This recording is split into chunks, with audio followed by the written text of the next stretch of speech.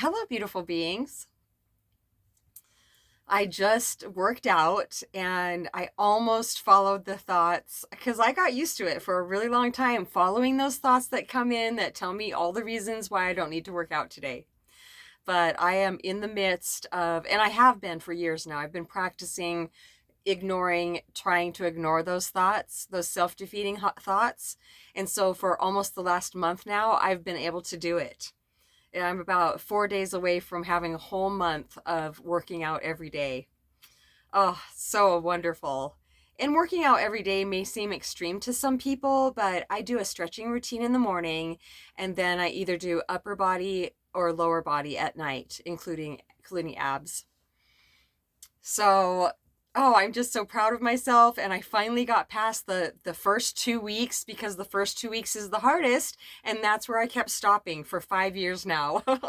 I would stop. Oh yeah, I'm doing it now. And I'd start feeling better, my back and everything. And then I would just stop because I would listen to the thoughts that would come in to tell me why I shouldn't.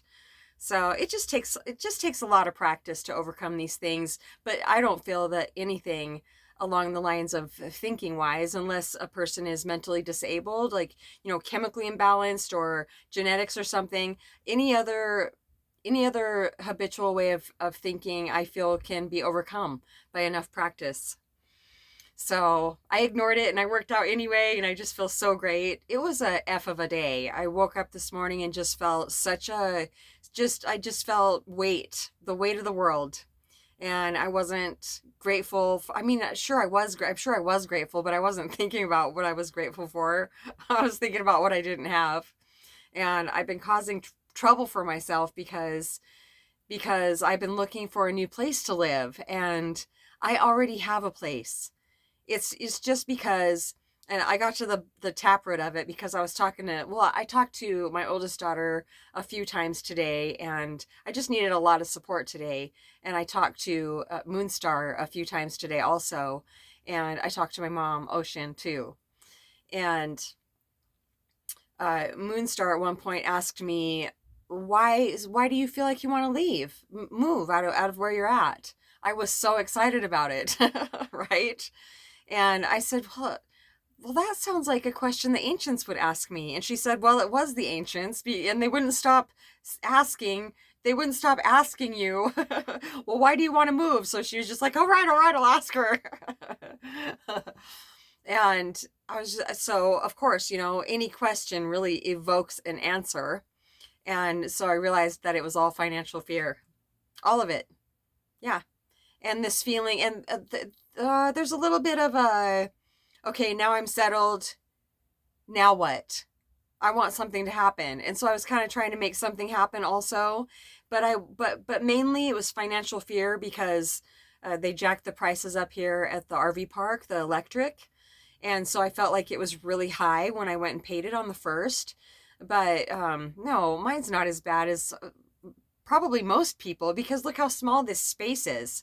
It really wasn't that bad. So I'm not in financial fear anymore, and I can always ask for help. Moonstar reminded me of that if I need it. But I feel pretty stubborn in the area of money these days because I haven't had to ask for help for a really long time. Not since my last car broke down, Zeus, the 23-year-old Subaru. Anyway, so I don't have to worry about this car breaking down, knock on wood, because it's a really awesome, awesome car. Okay, I'm bunny trailing. So, some of the ascended masters, a lot of them, say to just turn my attention to presence and absorb all the worry and fear and doubt and all that in presence and in silence and get back to my natural state of being. Well, sometimes when it feels so heavy and I feel like I'm in it, I'm already unconscious, but these days I'm aware and I'm conscious that I've become unconscious.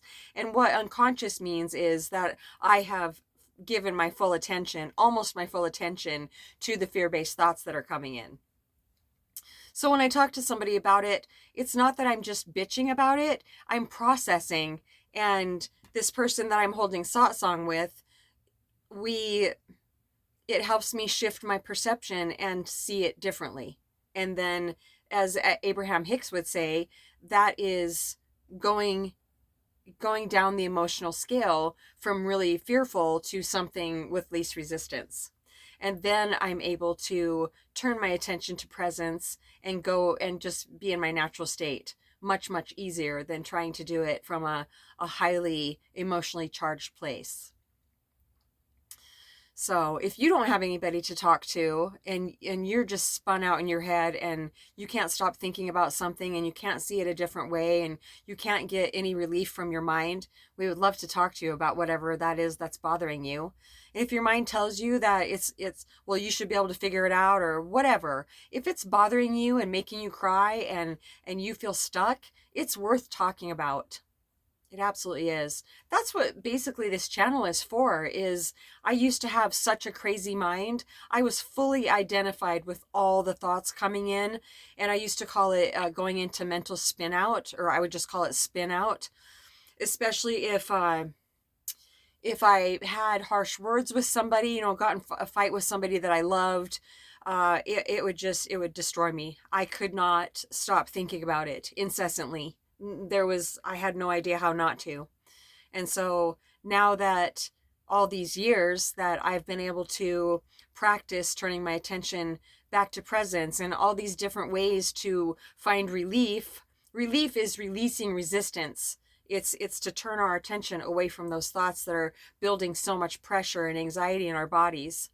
Yeah, so that's what satsang is for, is to have a conversation about those things. And then the ancients obviously come in all the time and they just say the most profoundly simple things that really resonate with all of us that are talking together.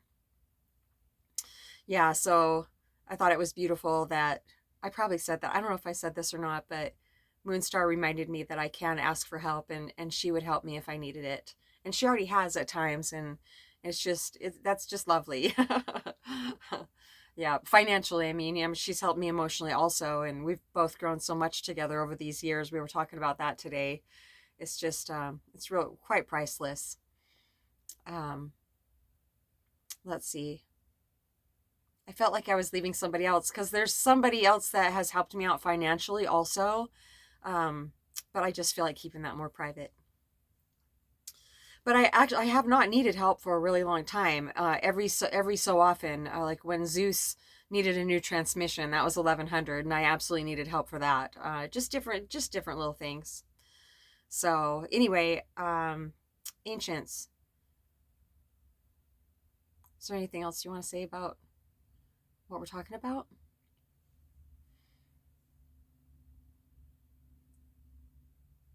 I feel 100% better now, and it's okay to use logic. Logic is very important, but like there's a difference between feeling better because I'm like, well, everything always works out, and that's an affirmation. That's really good. But if I'm trying to make myself feel better just talking to myself and using logic, that doesn't usually bring me down into my heart space.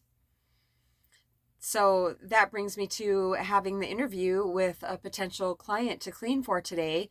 In my post, in my ad, my cleaning ad, I have in there, I just asked the ancients, why do I keep looking off to the left? Why do I keep looking over here? There's really nothing to look at. I mean, there's a beautiful rock and my my sage and stuff, but okay. So in my post, I have that I prefer to clean alone, when nobody's home. And the lady that I went to interview with today, she said in 30 years, she's never come across one person that preferred to clean alone. Yet every cleaner that I've ever encountered, I've asked them, I do these polls to see if how I'm feeling is very common or not. I've done it my whole life, since I was an adult at least. And not one, every single cleaner has said that they don't like cleaning when the people are home.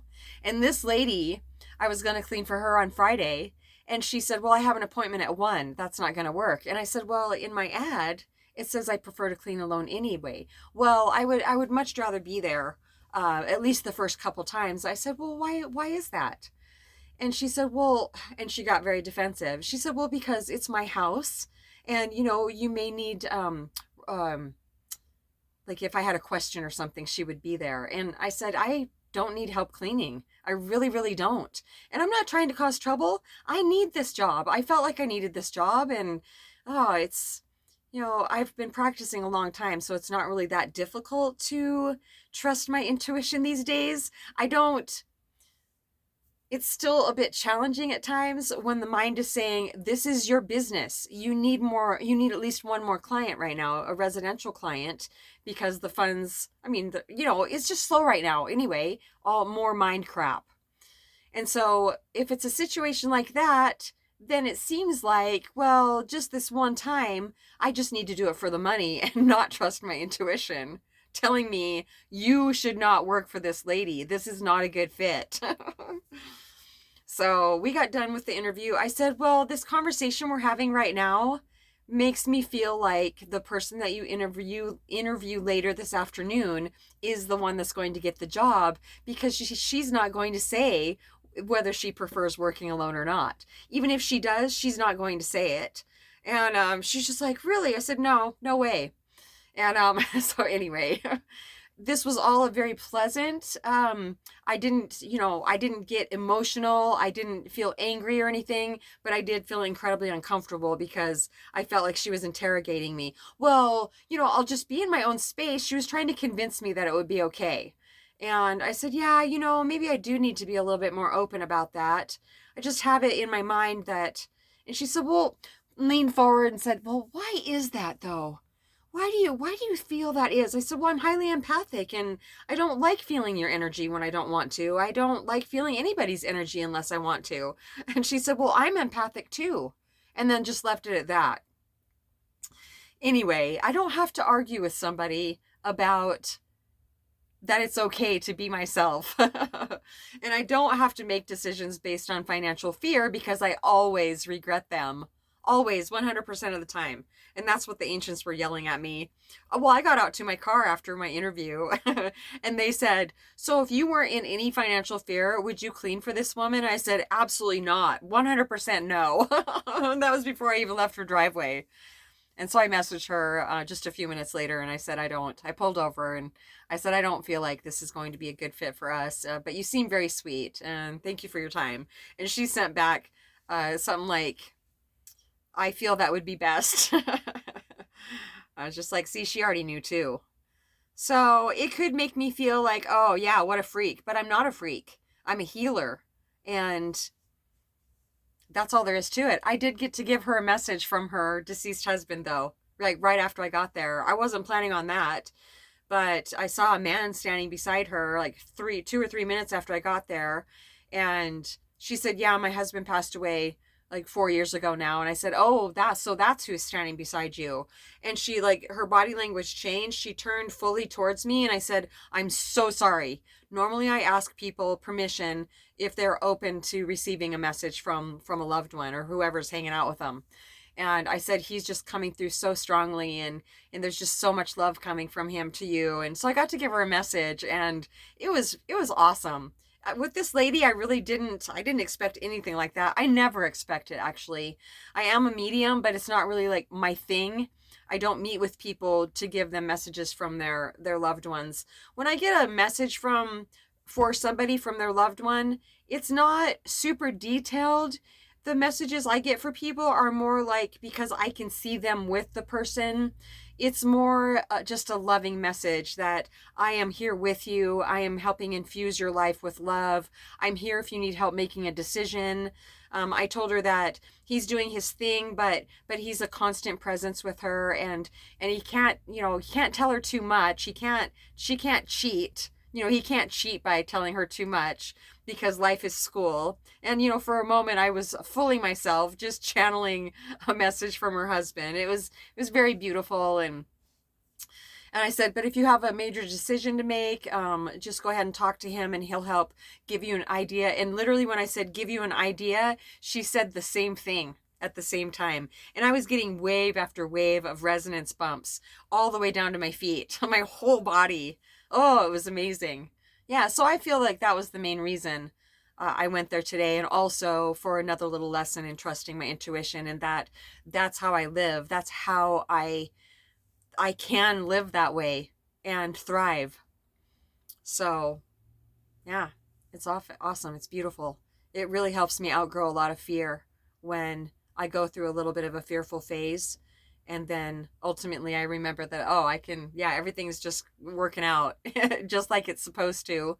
And if I keep making decisions based on my intuition and my highest good for myself, um, then I feel better and I have no more resistance in myself anymore. I'm going to stop looking for a place, and when it's time, I will. And basically, I'll just be grateful for where I'm at because I have literally the best spot in the whole RV park. I do. I'm not just saying that. Moonstar, years and years and years ago, she used to own the RV park, but years and years and years ago, this was her very first spot at this RV park when her and her family, well, when her family bought it. So she sold it a couple of years ago. It's a kind of a long story about how I ended up here in the first place. It was like 6 or 7 years ago now. I was homeless, and her mom, I stopped here and asked if I could stay at one of the cabins for at least one night. And her mom was an earth angel at that time and let me stay in one of the little cabins with my two dogs. And yeah, so this place was always felt very special to me. And I didn't even know Moonstar at the time, Helen's daughter, until several years later. And then I didn't know where to go when COVID hit. I was at my daughter's place and I stayed there for a month and a half, and then it was time to move.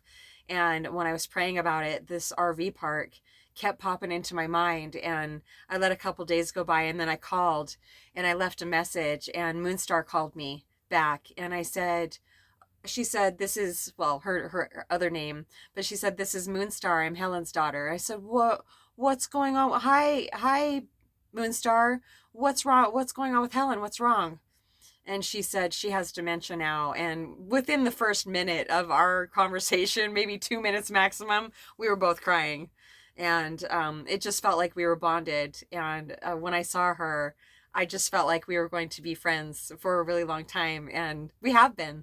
We've been friends for over 3 years now. And when I first became friends with Moonstar, she had no idea about hearing guides or anything like that. And then today she gives me a question from the ancients. And yeah, she talks to them all the time now, and hears, like, she's been working so hard on trusting her intuition. Well, all of the ascension process she's been working very, very hard on, and being able to hear the ancients, and decipher between, if it's my mind, is it my mind or the ancients. And now it's just absolutely amazing. What a gift. That's what satsang does. It helps people be able to access abilities that we've always had, but we have forgotten that we have. Because it's not really like learning anything new, even though it seems like it is. It's unlearning the things that made us think that we didn't have the ability to hear our guides. Really, I think I just said that in just a different way, though. I think that's it for now. Ancients, is that it for now? Hi, soul sis.